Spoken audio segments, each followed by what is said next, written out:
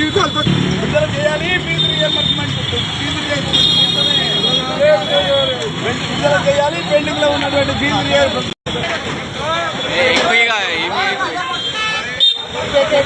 ఎక్కువ నెట్వర్క్ కంటే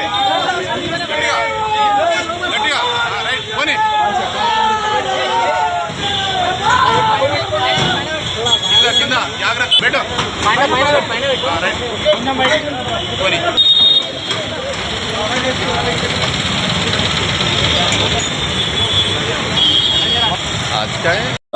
తెలంగాణ రాష్ట్రంలో అనేక సమస్యలపైన ఉస్మానియా విశ్వవిద్యాలయంలో అనేక నిర్విరామ పోరాటాలు చేసాం. రాష్ట్రాన్ని సాధించుకునేందుకు తెలంగాణ ఉద్యమం చేసినాం. అదేవిధంగా ఇవాళ అనేక మంది విద్యార్థులు ఎంతో పేద కుటుంబంలో వచ్చినటువంటి విద్యార్థులు ఇలా చదువుచందులకు దూరం అయిపోతున్నారు. ఎందుకంటే ఇంజనీరింగ్ కాలేజీలలో డొనేషన్ల పేరుతో ఇవాళ అనేక రకాలుగా దోచుకొని తింటున్నారు విద్యార్థుల యొక్క డబ్బులను.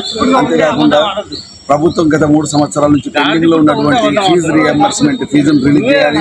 స్కాలర్షిప్లను వెంటనే తక్షణమే విడుదల చేయాలి. తెలంగాణ రాష్ట్ర ప్రభుత్వం సీఎం రేవంత్ రెడ్డి గారు విద్యార్థుల పట్ల వాళ్ళను ఆదుకొని వాళ్ళ చదువులకు ముందు ఉండాలని మేము కోరుకుంటున్నాం. అంతేకాకుండా ఇవాళ ఎన్నో ఉద్యమాలు చేస్తున్నటువంటి విద్యార్థి ఉద్యమకారులను ఇవాళ ఒక దొంగలుగా చూస్తుండ్రు.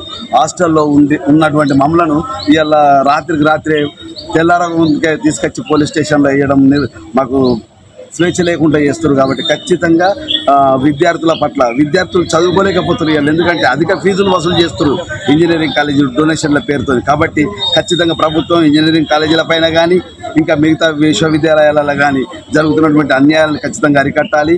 విద్యార్థుల పట్ల ప్రేమతో స్పందించి తెలంగాణ రాష్ట్ర ప్రభుత్వం వెంటనే పెండింగ్లో ఉన్నటువంటి బిల్లులను రిలీజ్ చేసి విద్యార్థులను ఆదుకోవాలని మేము వేడుకుంటున్నాం. జై తెలంగాణ.